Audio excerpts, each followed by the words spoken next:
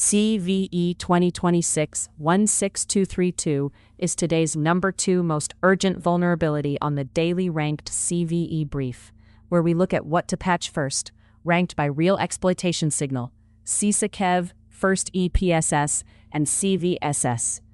This one earns the runtime because it sits in a dangerous place, the management layer for security policy. The affected product is Checkpoint Multi-Domain Security Management, and the issue is in the SmartConsole login process.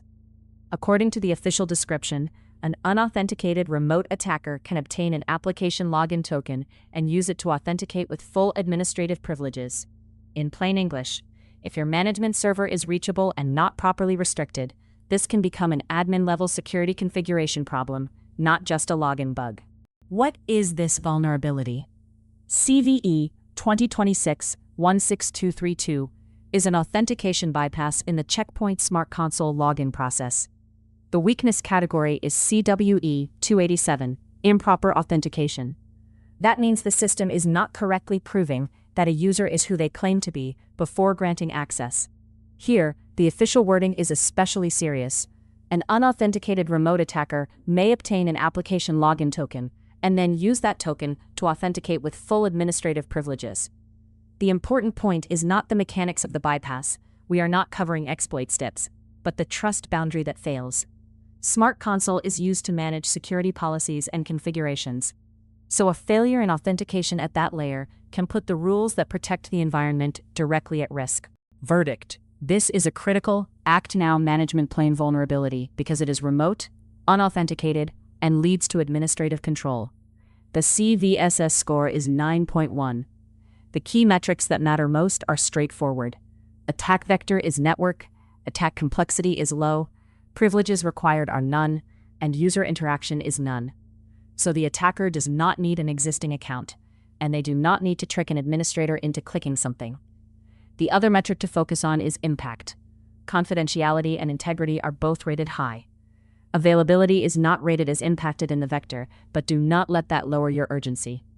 If an attacker can authenticate as an administrator and modify security policies or security configurations, they can potentially weaken defenses, alter access, or create conditions for later activity.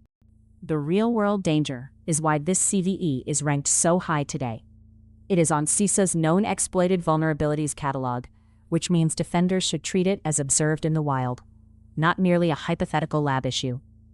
The official description also says Checkpoint is aware this vulnerability is being exploited and has affected a very small number of customers. That qualifier matters, but it does not make the issue safe to defer. CEV status changes the decision calculus. You are no longer patching only against future risk, you are closing a path that is already known to be used. The EPSS percentile is also high at 0.95837, reinforcing that this belongs near the top of the remediation queue. Conceptually, how does an attacker reach this? The official description gives 2 important exposure conditions. Remote exploitation requires internet access to the management server IP address, and a configuration that does not restrict trusted clients. That means defenders should think about this as an exposure and trust control problem, not only a software defect. If the management server can be reached broadly from the internet, the login surface is more available to an unauthenticated remote attacker. If trusted clients are not restricted, the environment may be allowing management access from places that should never be able to initiate it. The defensive takeaway is simple: reduce who can reach the management server, reduce where SmartConsole access can originate, and treat management plane access as a tightly controlled administrative path. So, are you affected?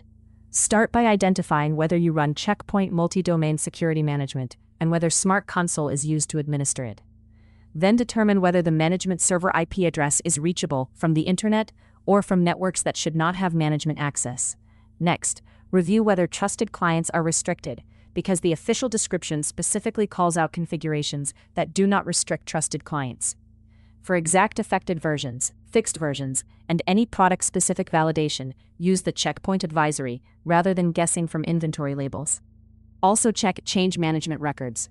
If this system was temporarily exposed for remote administration, emergency work, migration, or vendor access, verify that the exposure was actually removed afterward. The most dangerous assumption here is thinking management access is internal only, when routing or firewall rules say otherwise. What should defenders do now? First, follow Checkpoint's official advisory and apply the vendor's remediation guidance for your environment. Do not wait for a regular maintenance window if the management server is exposed. Second, restrict trusted clients, so only approved administrative systems can reach the management interface. Third, remove direct internet exposure to the management server IP wherever possible. Place management access behind tightly controlled administrative networks, VPN controls, or other existing access restrictions appropriate to your environment. Fourth, review recent administrative activity, because successful exploitation allows modification of security policies and security configurations. Look for changes that do not match approved tickets, expected administrators, or normal timing. Finally, preserve relevant logs before making broad cleanup changes, so security teams can determine whether suspicious access occurred before remediation. Detection and monitoring should focus on the management plane. Look for successful SmartConsole or administrative login events from source IPs that are not part of your normal administrator workstations, jump hosts, VPN ranges, or trusted operations networks.